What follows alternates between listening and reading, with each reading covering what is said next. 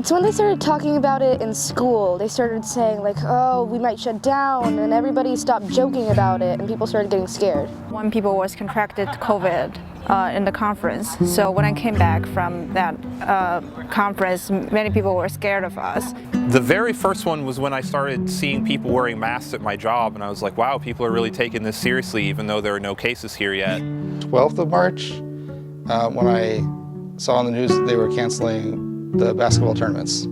I think it was in mid-March last year, because at that time I was a school bus driver and things changed pretty rapidly at our workplace to where the children weren't going to school. I think when the University of Missouri closed, we decided we were going to go see the grandchildren and realized when we got there they couldn't hug us or anything like that because everyone was afraid that it would make me sick. When I arrived here, the end of March, which is when it started during that month, I found out that something is really going on. And so I took it from the very beginning, even though I came from Amarillo, Texas, and we weren't in the swing of the whole thing yet.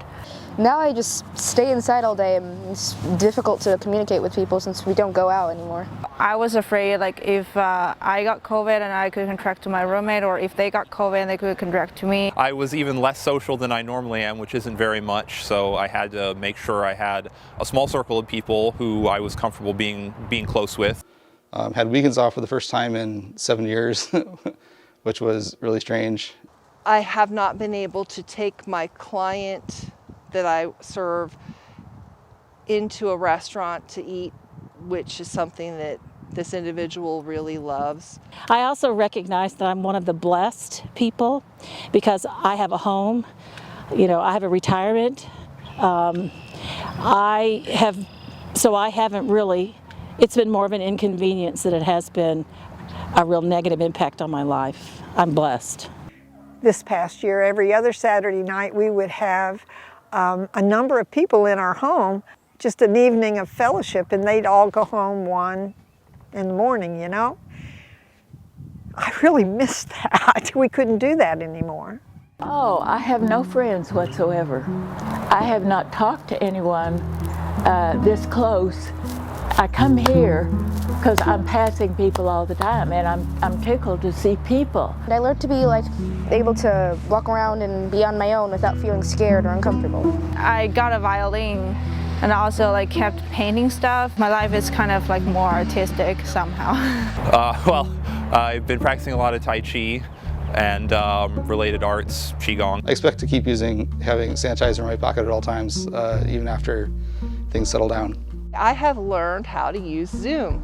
I've learned how to write Senator Blunt, Senator Hawley, and Representative Hartzler to share with them my concerns about the inaction in Washington, D.C.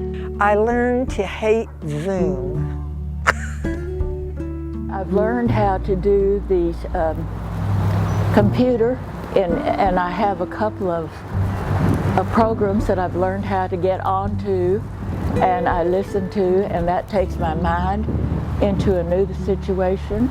I want to just get like a big get-together with my friends, like not just like a sleepover, but like a party of sorts, at like a popular place or something, so like just to talk again. Go back home. I'm ready for concerts to start back up. Oh, I want to go eat in all of my favorite restaurants. I want to hug everybody. More and more people get vaccinated.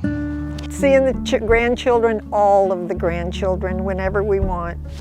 I've always loved exercise. I've always been an early bird to get started so the world doesn't go away from me.